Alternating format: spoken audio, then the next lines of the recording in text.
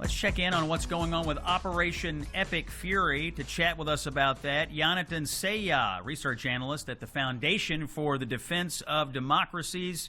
He is an expert on the Middle East and also on China, and in this case, these two matters are definitely linked. Janatan, welcome into the Scott Jennings Show. Hi, it's great to be with you.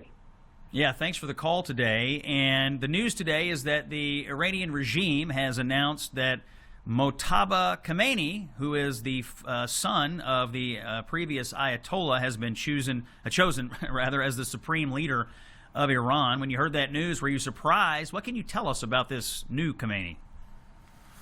I don't think any of us were surprised, given that the regime has had no contingency plan except immediate family of the Supreme Leader. I think it says a lot about their capabilities that they have to opt out for a hereditary succession. Now, it tells us that this new guy has great ties to the Islamic Revolutionary Guard Corps, the main ideological entity that has been leading this war. It's going to tell us that Tehran is choosing to escalate instead of signaling compromise to the United States. Okay, so Americans have been watching the U.S. military and the Israeli military absolutely pound Iranian positions for over a week now. We've taken out government facilities. We bombed the building where the clerics were meeting. We were said to have taken out the bunker that was underneath the Ayatollah's offices, the secure bunker. They thought there were some regime officials down there. In your opinion, how much disarray is there in the Iranian government? Is this thing teetering on the brink of collapse? Are they stronger than we think? Kind of give us an idea, after a week of war, where you think they stand in terms of sort of internal stability. Well, when it comes to their military capabilities, I don't think we by any means overestimated that. I think you're talking about a very fragile regime that only had missiles, had no air force, had no naval force. So that's on one hand. But when it comes to their internal apparatus, listen, this is a regime that has more than one figurehead. They have parallel institutions. So if you want to talk about regime collapse in this context, it's not just about taking out the command structure, which we've done a great job at, by the way. As you noted, we've taken out every senior person there is. But it's really about coming down to the mid-level, lower-level people. These targeted assassinations really need to go on in higher numbers. So we've taken out the infrastructure, but the personnel remain, and that's going to be the next phase of the war. The president, Janatan, has repeatedly said he wants the people of Iran to rise up and take back their country.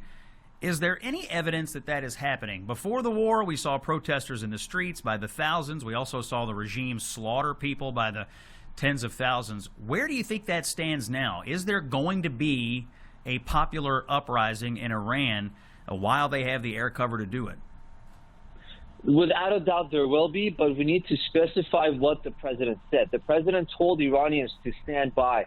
He said once the bombing stops, it'll create an opportunity for them to rise up. But we're not at that point yet. He's repeated it a couple of times now. The opposition leader, the Crown Prince Pahlavi, has also stated the same notion that right now it is not safe because the bombing campaign is still extensive. But once that is done, and once there's a power vacuum, that's when we have to see masses coming out. You're right to point out January, we saw millions there. We hope to see millions again because it's going to be a numbers game against these brutal dictators that are going to open fire on their own people.